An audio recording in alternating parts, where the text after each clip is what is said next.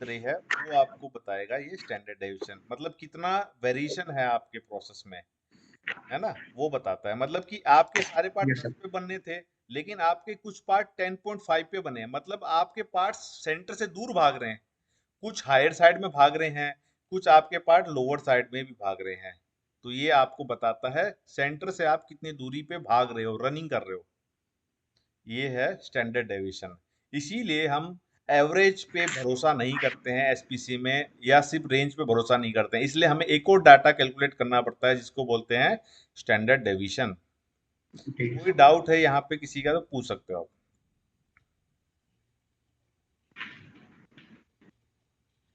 नहीं सर, कोई डाउट नहीं है। स्टैंडर्ड डेविएशन और सिग्मा में फिर क्या डिफरेंस है? क्योंकि जैसे स्टैंडर्ड, हाँ मुझे लगता था कि इंटरलिंक्ड ही है। तो जैसे ऐसे बोला जाता है ना कि 6 सिग्मा अगर आपकी कंपनी है तो ज्यादा बेटर है, 3 सिग्मा है तो ज्यादा रिजेक्शन है। तो हम्म मतलब कैसे इसको समझे, हम्म स्टैंडर्ड डेविएशन एंड हाँ, सिग्मा देखिए, को? इसको थोड़ा मोटा मोटा ना इस तरीके से समझ सकते हैं। ये जो स्टैंडर्ड डेविएशन है वो और ये चीज एक ही है, लेकिन जब हम बात करते हैं 6 सिग्मा की, 4 सिग्मा की, 5 सिग्मा, 6 सिग्मा की, तब हम बात करते हैं यहाँ पे। देखिए यहाँ पे आप देखो प्लस माइनस 3 सिग्मा है। मतलब ये जो आप देखोगे, ये जो इसको मैं और कोई कलर करता हूँ, इसको, हाँ हाईलाइट से करते हैं। अब आप देखोगे मैं क्या कर रहा हूँ, एक सिग्मा के अंदर वो कर रहा हूँ, कलर कर रहा हूँ, ठीक है। हाईलाइट कर। हाँ, अब ये क्या है हमारा, एक सिग्मा में हमने देखा ये हमारा प्रोसेस वेरिएशन है। जब हम 3 सिग्मा की बात कर रहे हैं, प्लस माइनस 3 सिग्मा में ये जो चौड़ाई है हमारी कुछ इतनी है। अगर हम इसको 6 सिग्मा में बांटें, अगर हम इसको 6 सिग्मा में बांटेंगे तो हमारा कुछ इस तरीके से बनेगा, ये 1 सिग्मा, वो कुछ इस रेंज में आएगा।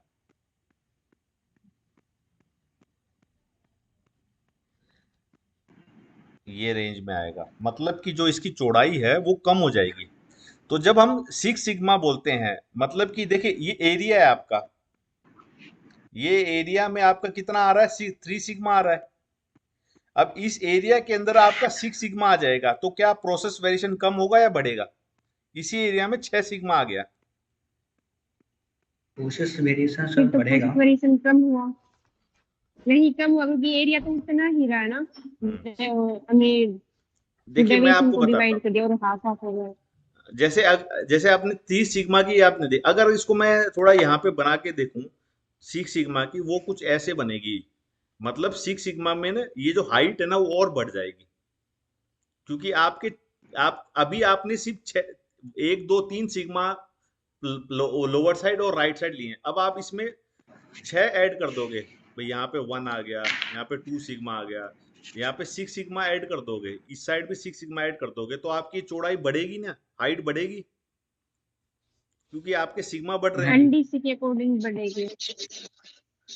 तो आपका ये हाइट बढ़ेगी, मतलब आपके जो मीन में पार्ट्स हैं वो ज्यादा बनेंगे, और आपके लोअर और हायर साइड पे पार्ट्स का आपके कम बनेंगे एज कंपेयर टू 3 सिग्मा, जब आप 6 सिग्मा बनाओगे। तो ये होता है 6 सिग्मा, और वो होता है स्टैंडर्ड डेविएशन। अब उनका इंटरलिंक क्या है, जब आप 6 सिग्मा में बनाओगे, तो दूसरे हम बना के देखते हैं।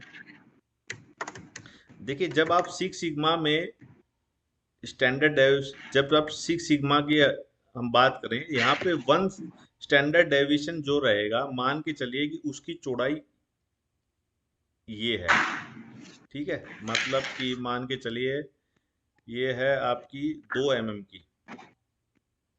जब आप 3 सिग्मा बना रहे हो, 3 सिग्मा में बेल शेप कर बना रहे हो, 3 सिग्मा में आपकी 1 सिग्मा की जो चौड़ाई बनेगी वो आपकी लगभग लगभग, ये एवरेज बता रहा हूँ, कोई डाटा नहीं है, लेकिन मैं आपको एग्जाम्पल समझाने के लिए बता रहा हूँ, लगभग लगभग 4 mm बनेगी। मतलब कि आपका जो पार्ट्स हैं वो ज्यादा बिखर रहे हैं, ज्यादा वेरिएशन आ रहे हैं। ये है स्टैंडर्ड डेविएशन या 6 सिग्मा 3 सिग्मा। मतलब कि जो सिग्मा का मतलब है वो यही है, मीन से कितना दूरी पे है। जितने आपके पार्ट दूरी पे बनेंगे आपका वेरिएशन दूर जाता रहेगा। क्लियर हुआ?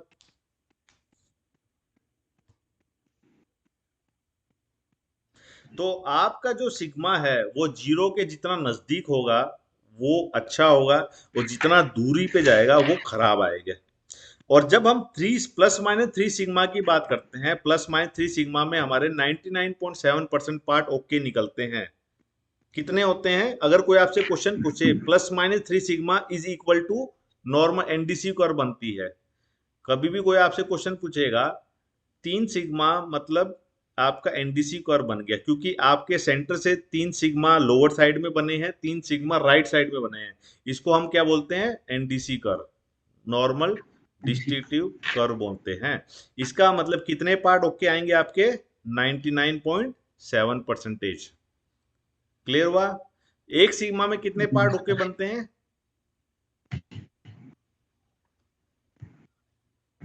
एक सिग्मा में कितने ओके पार्ट बनते हैं? 34.15%। 68 34.15%। नहीं, वो हाँ प्लस सॉरी, हाँ माइनस की हाँ बात हाँ, कर रहा सॉरी हूँ मैं। सॉरी सॉरी सॉरी, ठीक है हाँ ठीक है। हाँ, नहीं हाँ हाँ, आप सही हो, आप सही हो। 68.20%। अगर वो 1 सिग्मा में कोई क्वेश्चन हाँ, पूछता वो है, मैंने सिंगल का बताया था, सिर्फ यस प्लस बिल्कुल का। सही। हाँ हाँ, तो जब भी आपसे इंटरव्यू में कोई क्वेश्चन ऐसा पूछता है तो आपको पूछना है प्लस माइनस है या प्लस ही है या माइनस ही है।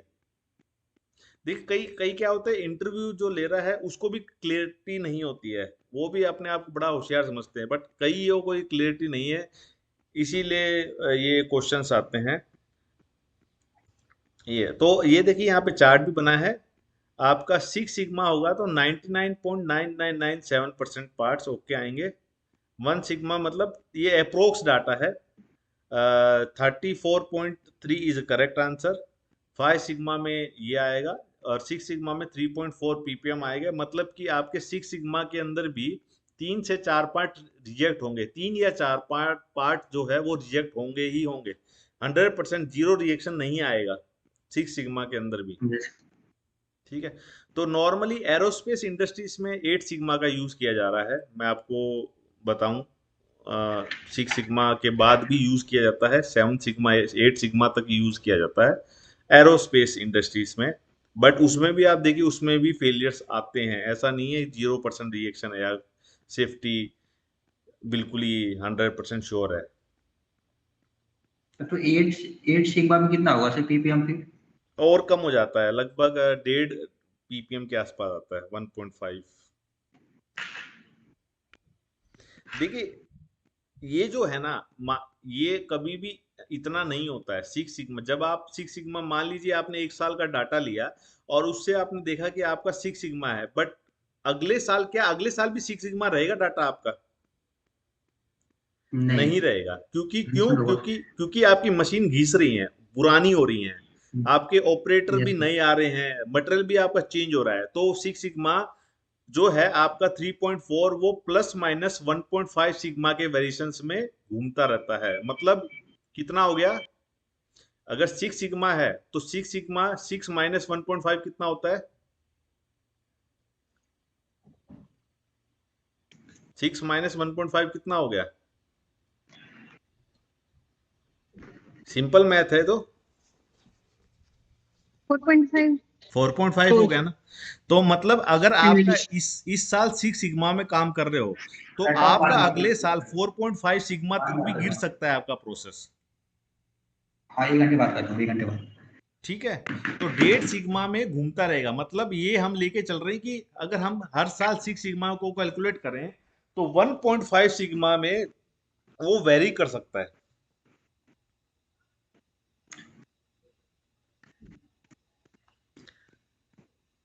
क्लियर हुआ? यहाँ पे कोई क्वेश्चन यहाँ तक है तो पूछ लीजिए, किसी का कोई क्वेश्चन है तो। रेंज का फॉर्मूला हमने लिख दिया था, मैक्सिमम माइनस मिनिमम वैल्यू, बहुत सिंपल फॉर्मूला है। कोई क्वेश्चन है किसी का? देखिए बेसिक, इसीलिए मैंने ये जो आज का प्लान किया है वो बेसिक पे फोकस कर रहा हूँ। सीधा ही एक्सेल शीट या सीधा ही चार्ट्स पे जाऊंगा तो बहुत टफ हो जाएगा। चार्ट्स के ऊपर ऑलरेडी मैं वीडियो बना चुका हूँ, ऑलरेडी मैं ट्रेनिंग भी दी थी।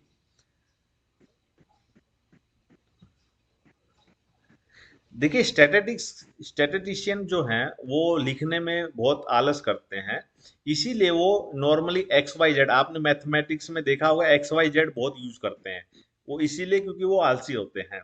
इसीलिए एसपीसी में भी नॉर्मली हम लोग एवरेज को एक्स डबल बार कहते हैं, ये डबल बार आएगा, ठीक है। एवरेज आपका जो है एक्स डबल बार आएगा और एक रेंज आता है आर बार। इसके अलावा आपका स्टैंडर्ड डेविएशन आएगा, और स्टैंडर्ड डेविएशन को कैलकुलेट करने के लिए आपको डी टू वैल्यू चाहिए होती है। स्टैंडर्ड डेविएशन को कैलकुलेट करने के लिए क्या चाहिए आपको, डी टू वैल्यू। अब डी टू वैल्यू कहाँ से मिलेगी, इस टेबल से मिलेगी। ये टेबल एक कांस्टेंट टेबल है, गूगल में फ्री ऑफ कॉस्ट अवेलेबल है। ये टेबल कैसे बनता है, डी टू वैल्यू कैसे आती है, ये स्टैटिस्टिशियन ने कुछ स्टडी करी थी जिसमें कुछ पार्ट्स लिए थे और उसमें वेरिएशंस को कैलकुलेट किया था। और ये फिक्स वैल्यू है, मतलब सैंपल साइज अगर 2 होगा तो आपका जो D2 वैल्यू होगी वो 1.128 फिक्स है, ये चेंज नहीं होती है। मतलब इसको कैलकुलेट करने की जरूरत नहीं है, रटने की जरूरत नहीं है।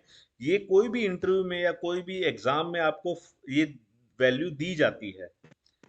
तो आपकी आपके पार्ट्स, नॉर्मली हम कंपनी में 5 पार्ट लेते हैं, सैंपल साइज 5 लेते हैं, मैक्सिमम कंपनी की बात करें तो उस केस में डी टू वैल्यू कितनी आएगी, 2.326। यस 2.326 डी टू की वैल्यू आएगी। तो डी टू वैल्यू कैसे निकालनी है आपको, कांस्टेंट चार्ट से निकालनी है, और सैंपल साइज के हिसाब से हमें डी टू वैल्यू को लेना होता है। क्लियर हुआ। यस ये डी टू वैल्यू किस लिए काम आती है, क्योंकि हमें स्टैंडर्ड डेविएशन या सिग्मा को निकालना है।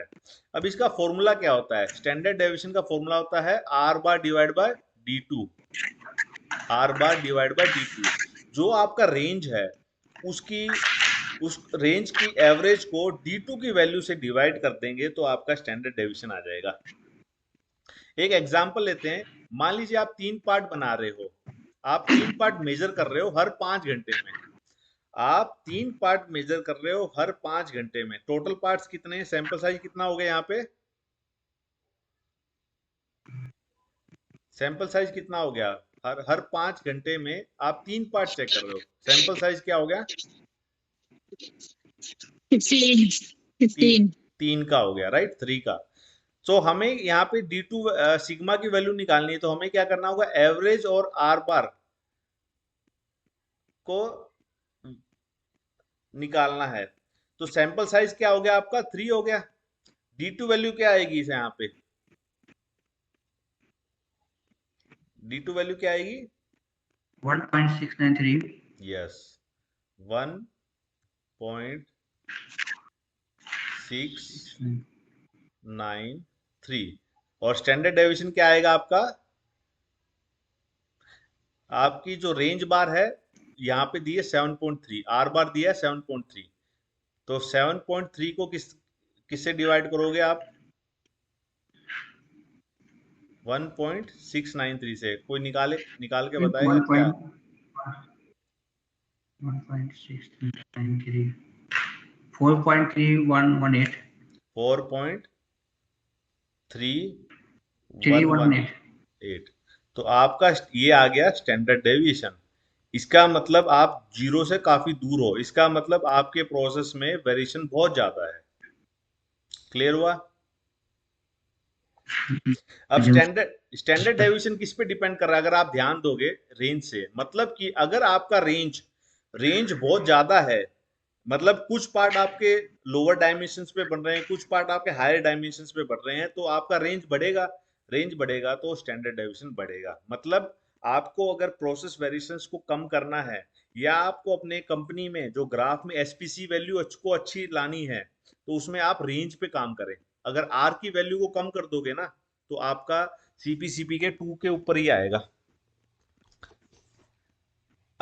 आपने अगर देखा होगा, काफी कंपनी में मैंने देखा है सीपीसीपी के वैल्यू 16-17 भी आती है, 20 भी ला देते हैं, 25 भी लाते हैं। क्या ये प्रैक्टिकली पॉसिबल है, आपको क्या लगता है, 16 सीपीसीपी के 16-20 आ नहीं, सकती है क्या, नहीं आ नहीं, सकती है। मैक्स टू मैक्स 3 to 5 हो, 3 या 5 हो सकता है।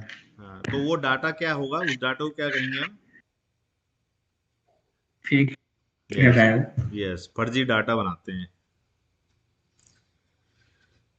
कोई क्वेश्चन यहाँ पे किसी का?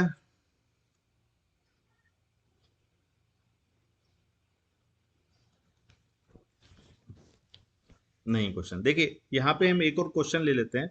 Now how to find spread of normal curve. किसी भी नॉर्मल कर्व को कैसे निकालते हैं? देखिए हम एग्जांपल ले रहे हैं कि कोई सुनील नाम का व्यक्ति है, वो एक कंपनी में पार्ट्स बना रहा है और वो हर 15 सेकंड में पार्ट को मेजर कर रहा है। First parts 5 parts hourly basis पे चेक कर रहा है और मशीन 20 घंटे रन कर रही है। मतलब कि मशीन जो है वो 20 घंटे चली है, जिसमें वो 5 पार्ट्स चेक कर रहा है। तो और जब आप 20 घंटे के बाद एवरेज और रेंज बार देखते हो, वो ये है आपका एक्स डबल बार जो है वो ये आ रहा है 0.206। आर बार क्या आ रहा है? ये आ रहा है। सैंपल साइज क्या है? आपने क्योंकि 5 पार्ट लिए हैं तो D2 की वैल्यू क्या आएगी? 2.326। ठीक है, तो एवरेज आपका आ गया 0.206। ये आ गया वो एवरेज, जो एवरेज आपको यहाँ पे प्लॉट कर देना है। अब आपको क्या करना है? वन सिग्मा कैसे निकालोगे आप? यहाँ पे आपको वन सिग्मा कैसे निकालना है? सबसे पहले आपको स्टैंडर्ड डेविएशन निकालना होगा। मान लीजिए स्टैंडर्ड डेविएशन आपका है 0.0075। स्टैंडर्ड डेविएशन कितना है? 0.00075। तो 1 इंटू 0.00075 कितना आएगा आंसर आपका? एक से मल्टीप्लाई करो, कितना आंसर आएगा? 0.075। तो स्टैंडर्ड ये दूरी को निकालने के लिए कैसे निकालोगे आप?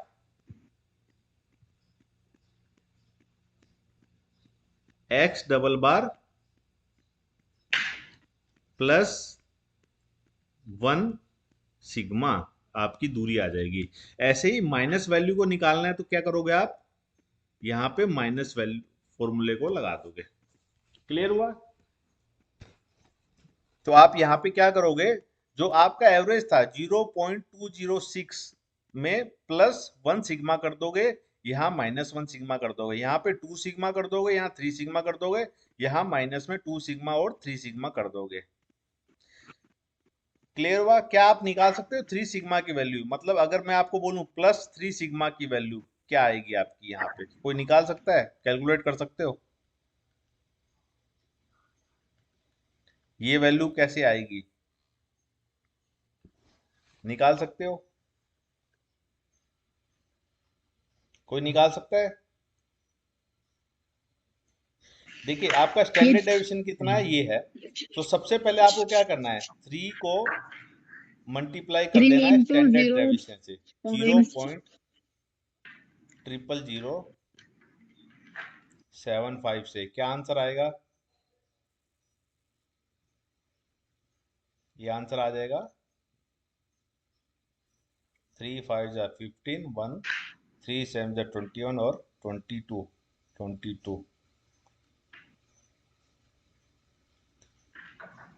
1 2 3 4 0.0 0 डबल जीरो आ जाएगा। यस, ठीक है। तो 0.02225 आ गया। अब इसमें क्या प्लस करोगे? इसमें ये प्लस करोगे आप 0.206। 0 पॉइंट करिए प्लस 0.206 आपका आ जाएगा ये लगभग 2.208। कहाँ गया? Yes sir. क्लियर हुआ ये? हाँ जी। इजी है। तो इस ग्राफ को क्या बोलोगे? 3 सिग्मा ग्राफ बोलोगे या 6 सिग्मा ग्राफ बोलोगे? 3 सिग्मा ग्राफ है। यस। अगर ये 6 सिग्मा होता तो यहाँ 6 3 की जगह 6 लिखा होता ना। हम 6 3 क्यों यस सर। 6 3 क्यों लिखा है? 6 क्यों नहीं लिखा है? आई होप ये आपको और धीरे धीरे क्लियर होगा होगा। मतलब जितना आप इसके अंदर घुसोगे ना उतनी और ज्यादा क्लियर होते रहेंगे। हाँ तो आज मैं यहीं तक लेता हूँ। इसके अलावा बहुत सारी सर, चीजें एक हैं। बार सेकंड लास्ट स्लाइड कीजिएगा। हाँ जी। Second last.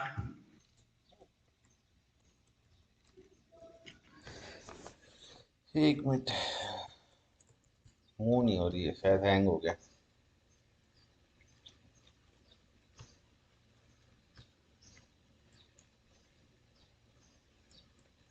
हाँ, यहाँ पे।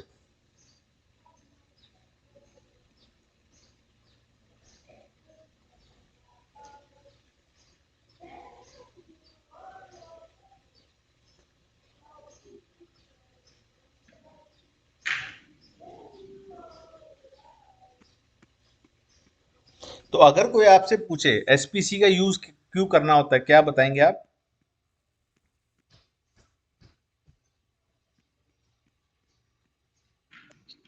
जो हमारे प्रोसेस में वेरिएशन होते हैं, जो एबनॉर्मल वेरिएशन होते हैं, उनको फाइंड आउट करने के लिए। राइट, एबनॉर्मल यस वेरिएशंस को फाइंड आउट करने के लिए कि कितना है वो, उसको रिड्यूस कैसे करें।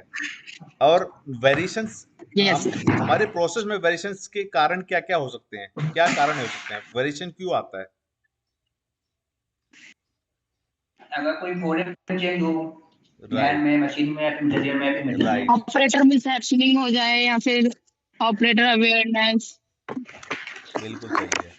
तो वो बेसिकली अगर हम ऑपरेटर बात करें ट्रेन ना हो। फोरम एनालिसिस, जो हम यस फोरम एनालिसिस करते यस। हैं वो यही है, मैन मशीन मेटल मेथड ही आपका वेरिएशंस लाता है। और इसको रिड्यूस करना है तो कैसे करोगे आप? इसके लिए आप कॉज एंड इफेक्ट डायग्राम करोगे, जो जिसको हम फिशबोन डायग्राम भी यस बोलते सर। हैं ना। बट क्या आपने यस देखा है किसी कंपनी में एनालिसिस करते समय एसपीसी का? ये गैप्स बहुत ज्यादा हैं। इसके बाद इसके अंदर कंट्रोल लिमिट्स आती हैं। इसके बाद इसके अंदर देखिए, अगर कोई आपसे इंटरव्यू में क्वेश्चन पूछता है कि दो टाइप के वेरिएशंस होते हैं, है ना, कॉमन कॉज, एक special cause. Common cause yes को जो हमने बात की नॉर्मल वेरिएशंस कहा जाता है, और स्पेशल कॉज को एबनॉर्मल वेरिएशन कहा जाता है ना, जो हमने सीखा अब तक। यस अब कॉमन कॉज का और एबनॉर्मल वेरिएशन या एबनॉर्मल वेरिएशंस का या असाइनेबल कॉज का डिफरेंस क्या है, या फिर आपको ग्राफ देख के कैसे समझ पाओगे? मान लीजिए कोई आपको एक एसपीसी का चार्ट दे देता है जिसमें आपके एक्स बार का ग्राफ दिया गया है, आर बार का ग्राफ दिया गया है।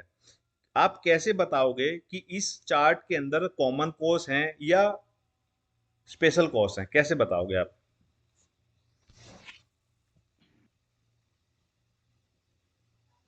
आपको क्वेश्चन समझ में आया? हाँ सर। आप किसी कंपनी में गए, उस कंपनी वाले ने आपको एक एसपीसी का चार्ट दे दिया खोल के कि ये ग्राफ बना है एक्स बार आर चार्ट का।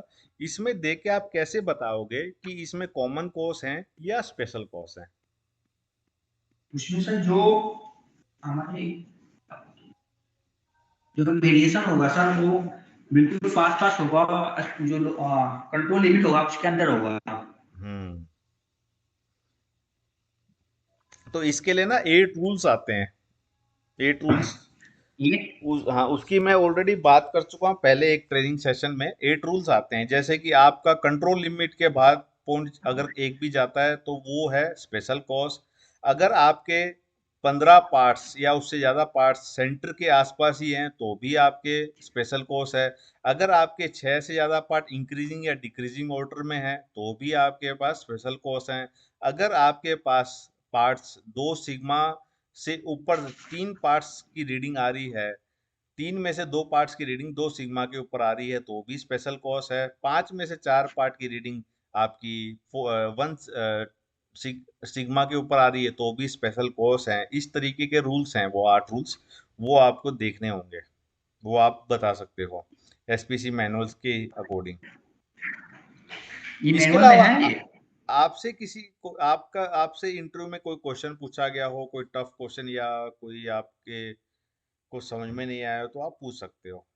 ये नॉर्मली बेसिक के ऊपर था, और बेसिक क्लैरिटी करनी थी, इसके लिए मैंने ये सेशन रखा था।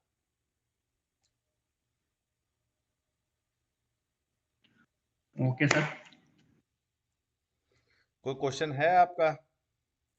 नहीं कोई क्वेश्चन नहीं है, लेकिन अच्छा लगा सर। जैसे काफी चीजें जो क्लियर हो चुकी हैं, क्योंकि डेली प्रैक्टिस में ना होने की वजह से काफी चीजें जो है मिस हो गया था। बाकी बेसिक क्लियर हो चुका है, कोई इशू नहीं है।